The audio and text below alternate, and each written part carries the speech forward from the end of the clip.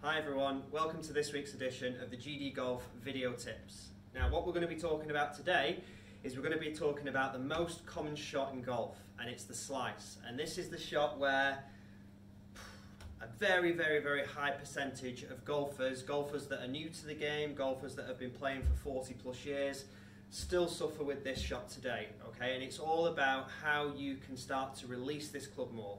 Now, when we talk about release, this is about how you can rotate this club through impact. Okay? And this is one of the factors that contributes towards this big slice that you're struggling with. Now, your slice might have started off as a little fade, and to accommodate for this, you would have started to aim a little bit down the left-hand side. Now, what you would start to do is you will start to naturally progress and aim a little bit more left as the weeks, months and years go by, and then you might find yourself in a position where you're now aiming onto another hole to try and accommodate for this big left to right curvature. Now if this rings true with you, I'm going to show you today how you can stop that and how you can start to hit the ball straighter. Not by changing the grip, not by making it stronger, not by changing the path in which you're coming into this golf ball, but just purely by allowing you to understand what you need to do to rotate this club face more. Now when you're slicing the golf ball, what happens is you're leaving this club face open. And this is why you have to feel that you aim so far to the left, is because you're opening this club face to accommodate this slice. Okay, now how you're going to reduce this slice is simply by getting this club face in a more closed position. Okay, now I'm going to force you to do this by doing one simple thing, okay, and that is aiming to the right. Now that, for a slicer of the golf ball, is the last thing they're going to want to hear. The last thing that you want to see when you're on a golf course is you don't want to see that golf ball go to the right. It's the shot in which you're scared of, and that's why you aim so far to the left. Now when you aim to the right, what you're going to do, and what your body's very clever, and what it's going to do, you're going to force yourself to rotate these hands more, because the last thing, like I say, you want to do is go to the right. So this forcing you to rotate this club more to get that ball to go to the left is the opposite of what you're used to doing. And what you'll find, and the reason why I do this with golfers, is to give them that sense of rotation through impact. Now what you've got to understand is this is just one element to fixing the slice, okay? The first thing that you should do when you're trying to fix this slice is you need to create more of an understanding of how to rotate this club face more efficiently through impact. Okay, now like I say, this is just part one. The other part is how you come into the ball, which is known as the swing path. Okay, now you have to fix the club face first, because if you don't fix the club face before you fix the swing path, you'll still get that ball going to the right. Okay, so if you're coming over the top like this, and you're opening this club face, that will slice the golf ball. But if you're coming from the inside, like this, more of what you would class as a draw of the ball's path, but you've still got an open club face, that ball is still going to go to the right. So what we need to do is we need to get you to release this club better first, before we can change anything else, okay? Now this drill, and it is a drill, like I say, there's multiple parts to this, is to start aiming you to the right. Okay, now I've set us up on Pebble Beach today, which is a bit of a nicer day on this sim than it is outside, which is why I'm not out there on a hole here at Romley today.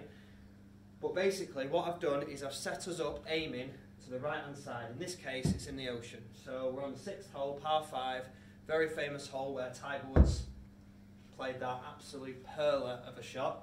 Don't know if you'll remember it. But basically I've got us set up here on the 6th hole, par 5, and I've got us aiming it out to the right. Now, it's my job now, and it will be your job, if you want to fix this type of shot, to get this club to rotate much more through impact, okay? So getting this club face in a much more of a closed position through impact. Now, if you're a slicer with the ball, yes, you're still probably going to be coming over the top, but this isn't about swing path today. This is about getting you to release this club face more. Okay, and by doing this, to force you to do this, you really need to start to aim to the right hand side of the hole. Now, by all means, you can take this to the driving range, but you can also take this out to the golf course.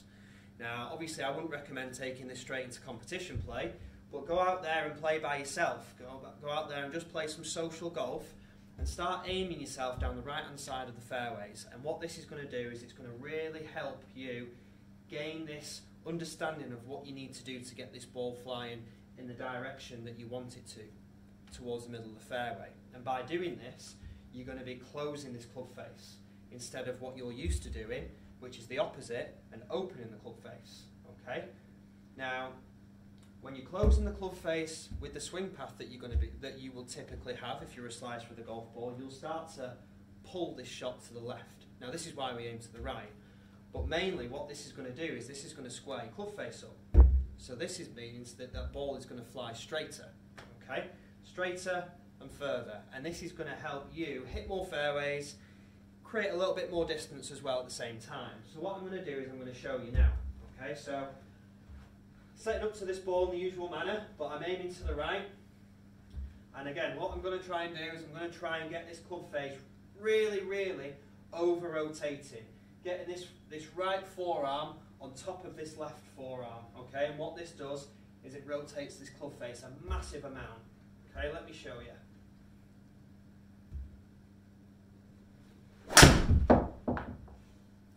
You see that? You see that amount of rotation that I got there? That ball has actually finished to the left-hand side. Okay, so overdid it a little bit. But let me give you another example.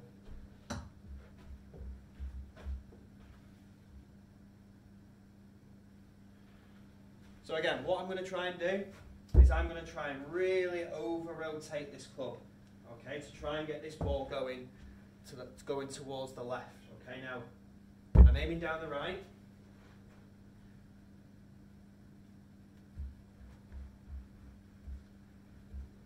I'm over-rotating this golf club, okay? This is all about rotation. That's better. So you see how that ball's hit the middle of the fairway? And that's because I've started to rotate these hands. Yes, I'm aiming to the right, but look at that ball flight. Hopefully you can see it, that ball flight now is going from right to left, not left to right like what you're experiencing on a normal occasion. Okay, so give this a go. Really, really try and feel like you are aiming to the right. Try and have that confidence to aim to the right on a golf course and really sort of try and counteract that left, that aiming to the left. Force yourself to aim down the right hand side and just try and create that rotation more to get that ball going more into the middle of the fairway. And what you'll find is you'll find straighter drives and longer drives. But like I say, this is part one. This is part one of fixing this ball flight. Okay, trying to create more consistency, trying to allow you to generate more ball speed, hit more fairways, and reduce that curvature mainly. Now, for further instruction, you really do want to go and see your PGA Pro, whether it's myself or whether it's your local pro if you're watching this from further afield. But this is really one of the best ways to get you to release this club better. Okay, thanks for watching.